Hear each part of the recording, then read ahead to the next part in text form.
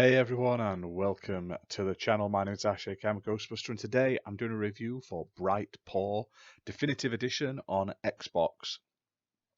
Now this was originally released as a mobile game and it's since been ported to PC console, and the Definitive Edition was released on the 28th of the 7th 2022.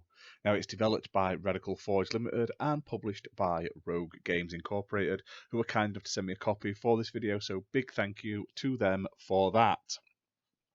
Now, Bright Paw is a puzzle game.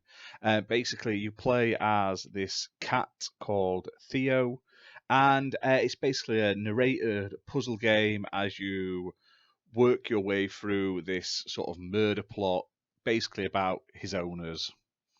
Now, gameplay-wise, it's a pretty straightforward puzzle game. So, the game plays out in like a grid-based system. The levels are laid out in a grid and you have to get basically to the end of each of the levels.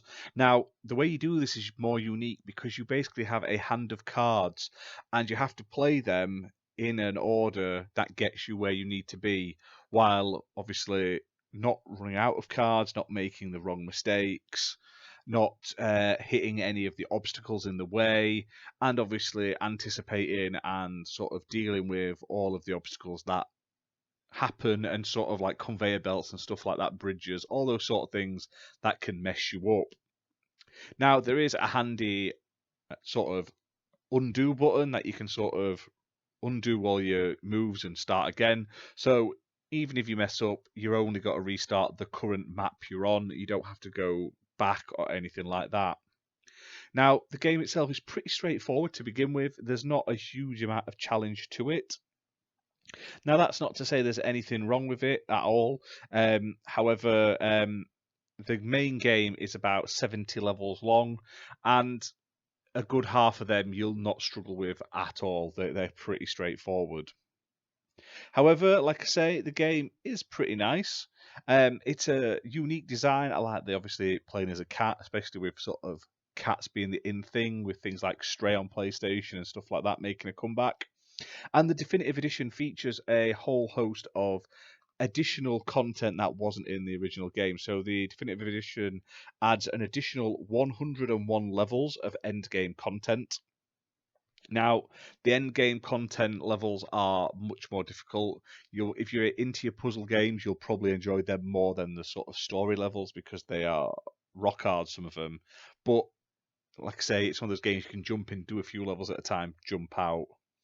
Now, there's also expanded accessibility options, which is always nice to find in a game, as well as new rewards which you can unlock, including player skins and card style. So you can sort of change what you look like and stuff like that, which is pretty cool. Now, there's lots of stuff to do in this game, lots and lots of levels, especially in this Definitive Edition, and there's more than 180 hidden collectibles as well to find if you do want to get that 100% completion. Now, gameplay-wise, like I say, the gameplay is pretty solid, if not a bit repetitive and a bit easy to begin with. However, the graphics in the game are really nice.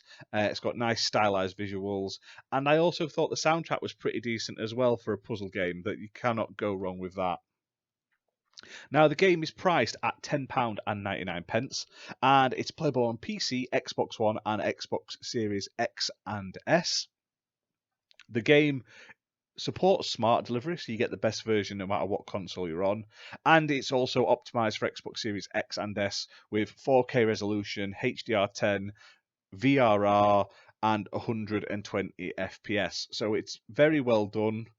Very nice, a cool little puzzle game with a ton of content. You're going to get hours and hours out of it. Looks cool, nice little premise. The card-based mechanics are really good. So check it out. It's available right now.